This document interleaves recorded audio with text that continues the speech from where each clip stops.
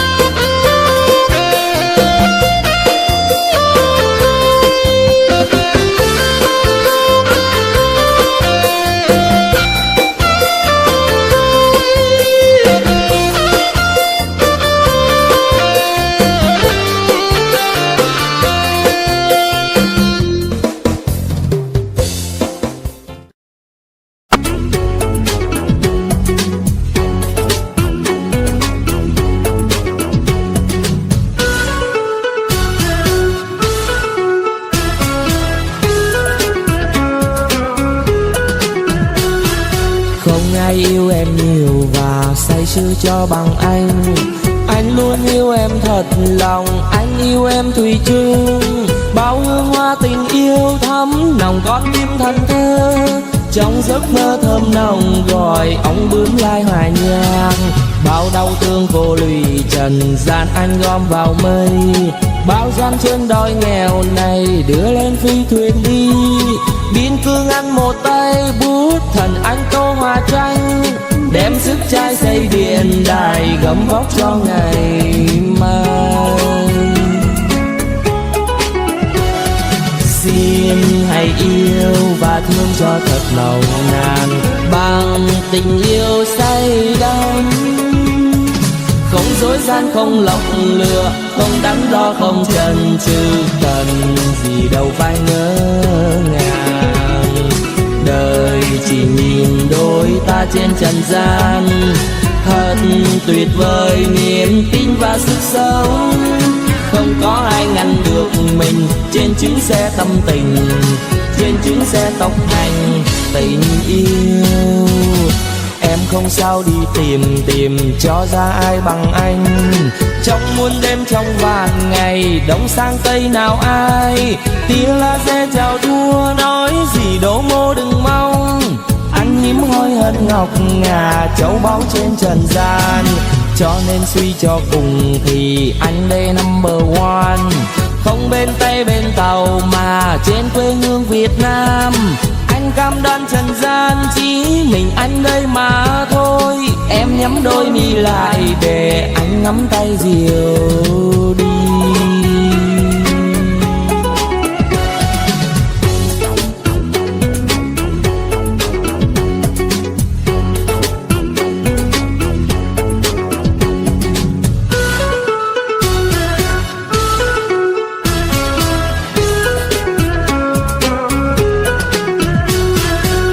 Đau thương vô lụy trần gian anh gom vào mây. Bao gian trên đói nghèo này đưa lên phi thuyền đi. Biên cương ăn một tay bút thần anh tô hoa tranh. Đem sức trai xây điện đài gấm vóc cho ngày mai. Xin hãy yêu và thương cho thật nồng nàn bằng tình yêu say đắm.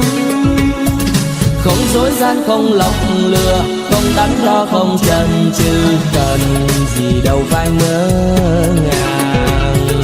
Đời chỉ nhìn đôi ta trên trần gian, thật tuyệt vời niềm tin và sức sống. Không có ai ngăn được mình trên chuyến xe tâm tình, trên chuyến xe tốc hành tình yêu. Em không sao đi tìm cho ra ai bằng anh. Trong muôn đêm trong vạn ngày đông sang tây nào ai. Tia laser chào đua nói gì đố mô đừng mong. Anh hiếm hoi hơn ngọc ngà châu báu trên trần gian. Cho nên suy cho cùng thì anh đây number one. Không bên Tây bên Tàu mà trên quê hương Việt Nam. Anh cam đoan trần gian chỉ mình anh đây mà thôi. Em nhắm đôi mi lại để anh nắm tay dìu đi. Anh cam đoan trần gian chỉ mình anh đây mà thôi. Em nhắm đôi mi lại để anh nắm tay dìu đi.